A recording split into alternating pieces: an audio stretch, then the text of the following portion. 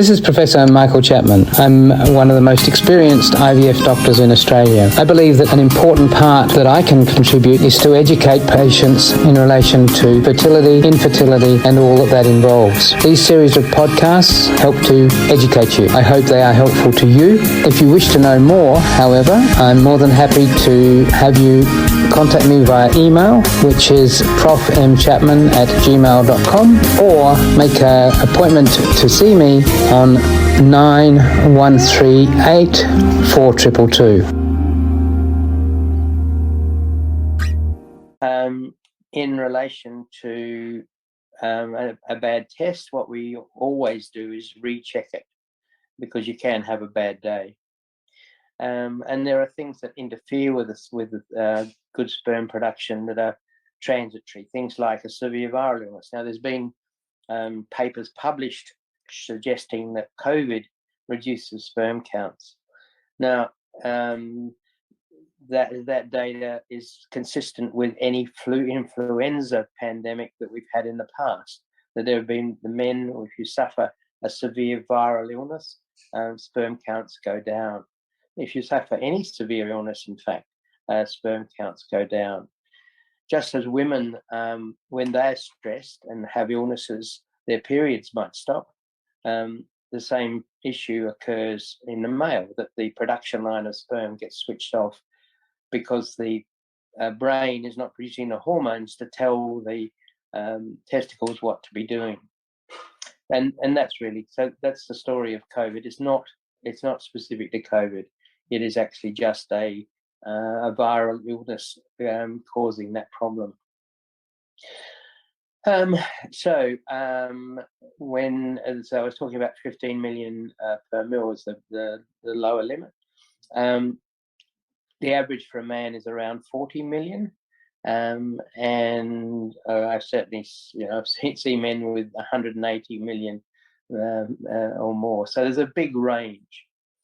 And the other part of that count is that it varies from day to day, varies from week to week. There's a great study being done, well, it's a while ago now, but 10 or 15 years ago, a scientist in Western Australia convinced a long-term inmate of a prison to produce a sperm sample every fortnight for her for a year. And it was remarkable, the variation that occurred. 20 million one time, 30 million another, 50 million, then 5 million, 10 million. So one bad test doesn't mean that the end is there. It can vary. So don't be too despondent if your doctor tells you the sperm count's a bit low. The other parameters we look at, obviously, what the sperm has to do once it's deposited in the vagina is go for quite a big swimming race.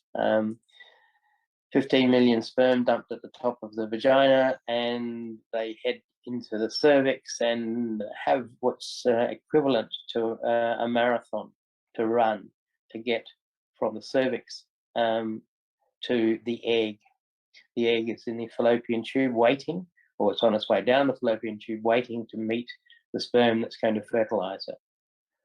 It's about somewhere between a 6 and 12-hour journey for something that is, incredibly small and requires a lot of energy to get there. So the sperm need to be good motile sperm. Obviously, if they're not swimming or they're swimming around in circles, they're not going to go anywhere. They're not going to get anywhere in their marathon. So we look at motility, and that should be more than 30% of a sample should be motile in a forward direction. And the shape of the sperm is basically looking at a tadpole, and tadpole's got a head, it's got a neck, and it's got a tail. And you can get structural abnormalities of those, wide variations where the tail is bent or broken, the neck is broken, the head is tiny, pinhead. They're not going to get somebody pregnant. So we look very carefully at that. It really, those parameters lead to basically the tall, dark, handsome sperm of the right length with the right proportions of body size and head size and tail size. And in fact, you only need 4% of those goodies or more to get a normal fertility rate if you're counting your progressive motility is there. So when you look at the report and the doctor says there's only 4% normal sperm, that's actually absolutely fine. It's when you get down to 1 or 2% that we really start to be concerned. So when you go to see a doctor, they've also got to be capable of interpreting those results and not panicking you on the basis of one parameter but not being quite right. And don't forget that you can access all the previous episodes by going to our website www.theivfjourney.com and select IVF Journey podcast from the navigation menu.